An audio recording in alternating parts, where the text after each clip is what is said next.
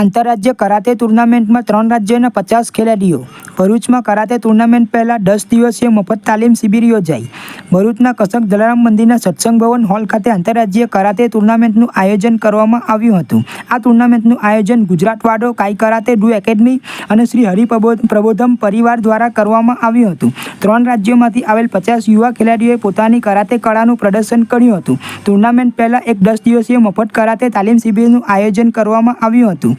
આ શિબિરમાં બાળકો અને યુવાનોને સ્વસંરક્ષણ, ઈમાનદારી અને તંદુરસ્તી જેવા મૂલ્યો શીખવવામાં આવ્યા હતા. આ શિબિરનું માર્ગદર્શન 5મી ડિગ્રી બ્લેક બેલ્ટ ચેમ્પિયન સિંહન B.L. વર્માએ આપ્યું હતું. તેઓ 1991થી કરાતે ક્ષેત્રે સક્રિય છે. હરિપ્રબોધમ પરિવારના કાર્યકર્તાઓએ પોતાના વિસ્તારમાં જઈને રસ ધરાવતા બાળકોના નામની નોંધણી કરી હતી.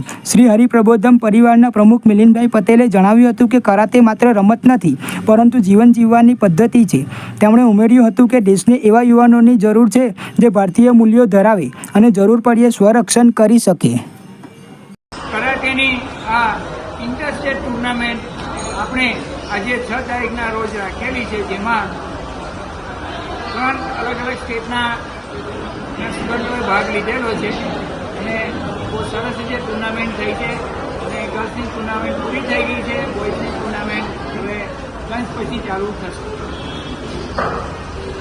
ભરૂચ ડિસ્ટ્રિક્ટમાં karate master B.L. Varma karate activities 1991થી એક્ટિવિટી ચલાવે છે અને ભરૂચના chief karate master B.L. Verma છે.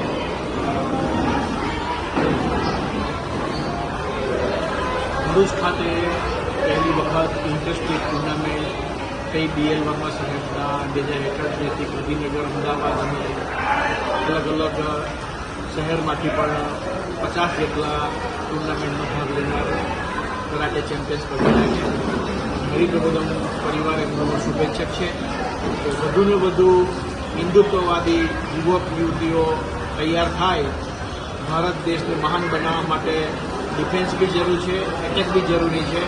તો આપણે સૌ બાળકોને કરાટેમાં જોડીએ એ જ આજના શુભ દિવસે પ્રાર્થના. જય સ્વામિનારાયણ.